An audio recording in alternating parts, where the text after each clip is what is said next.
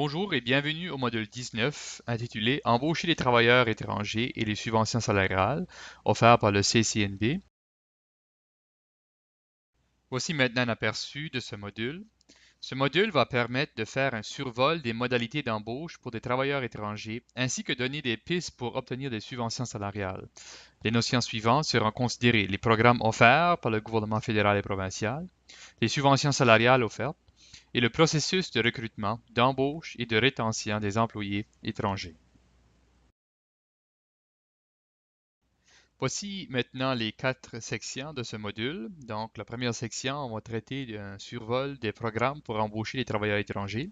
Ensuite, nous allons considérer les avantages et les défis pour accéder à ces programmes pour les immigrants. Et alors, nous allons considérer les subventions disponibles pour les entreprises au Nouveau-Brunswick.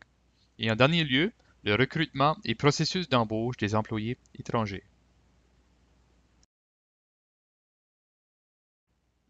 La plupart du matériel présenté dans ce module a été pris directement du site web du gouvernement du Canada sous Emploi et développement social Canada.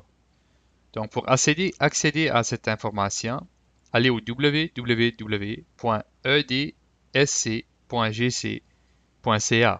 et vous trouvez d'amples renseignements pour comment embaucher un travailleur étranger. Dans cette capsule, nous allons considérer les points saillants, donc donner une petite introduction à ce qui se retrouve sur ce site web.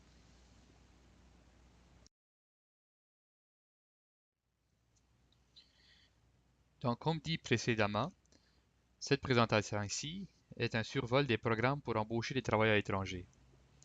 Les employeurs peuvent sélectionner l'une des options suivantes pour avoir plus d'informations concernant les exigences. Donc, je fais référence à ce qui se trouve sur le site web du gouvernement du Canada. Donc, si vous accédez à ces hyperliens, vous aurez plus d'informations sur les salaires et les efforts de recrutement à déployer pour ces postes, ou encore pour découvrir comment présenter une demande pour un travailleur agricole, un fournisseur de soins à domicile, profession peu spécialisée ou profession spécialisée.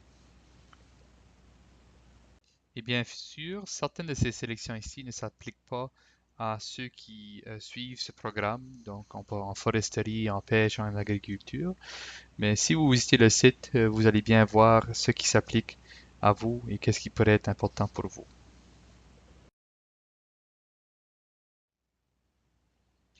Travailleur agricole.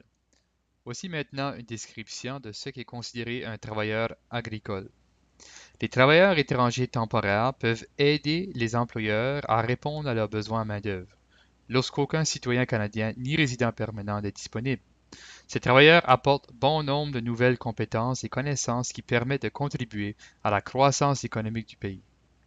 Le secteur agricole représente des professions comprenant plusieurs niveaux de compétences.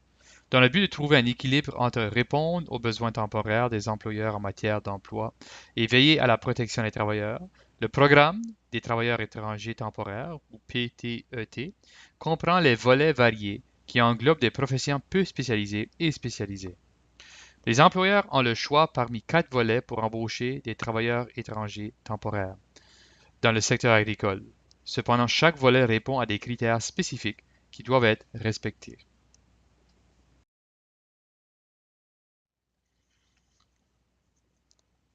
Voici un survol des 4 volets mentionnés précédemment.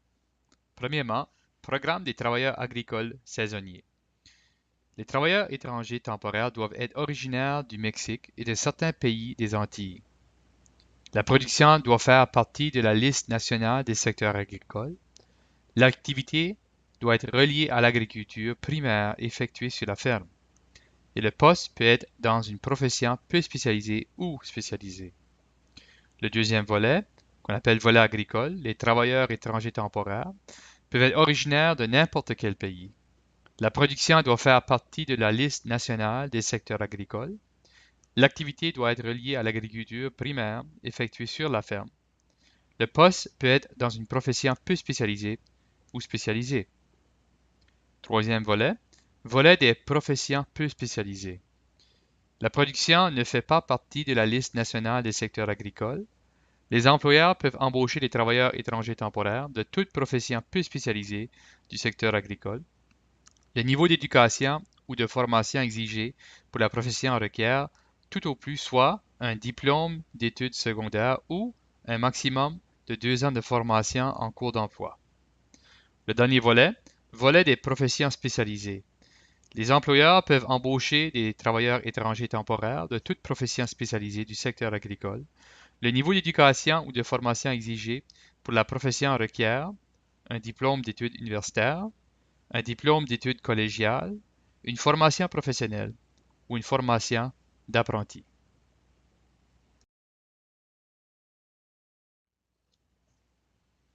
Profession peu spécialisée. Vous, l'employeur, pouvez recevoir l'autorisation d'embaucher des travailleurs étrangers pendant une période maximale de 24 mois dans le cadre du volet des professions peu spécialisées en cas de pénurie de main-d'œuvre démontrée par les citoyens canadiens et les résidents permanents. Au Canada, les professions exigeant un niveau réduit de formation englobent les professions qui, habituellement, ne réclament tout au plus qu'un diplôme d'études secondaires ou un maximum de 2 ans de formation en cours d'emploi au terme de la classification nationale des professions, le CNP, et qui sont classées dans les niveaux de compétences C ou D de cette classification. À la prochaine diapo, je vais vous montrer le lien pour accéder à la classification nationale des professions. Et aussi, je traiterai des particularités de l'embauche plus tard.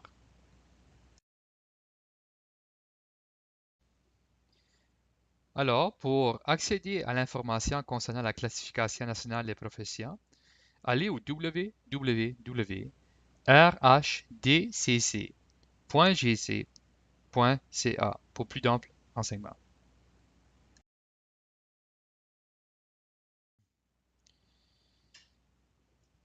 Maintenant, nous allons considérer les professions spécialisées. Je ne vais pas traiter la section pour ceux qui veulent de l'aide à domicile, car ça ne rentre pas dans le cadre de ce projet ici. Donc, les travailleurs étrangers peuvent aider les employeurs à répondre à leurs besoins en matière de main-d'œuvre lorsque des Canadiens et des résidents permanents ne sont pas disponibles. Ces travailleurs apportent souvent de nouvelles compétences et connaissances qui contribuent à la croissance économique du pays. En vertu du volet des professions spécialisées, les employeurs peuvent embaucher des travailleurs étrangers dans des postes spécialisés, en gestion ou encore dans les domaines scientifiques, techniques ou dans des métiers. Ces professions se trouvent dans plusieurs secteurs de l'économie et en conséquence, elles sont souvent soumises à diverses pratiques de recrutement et exigences réglementaires.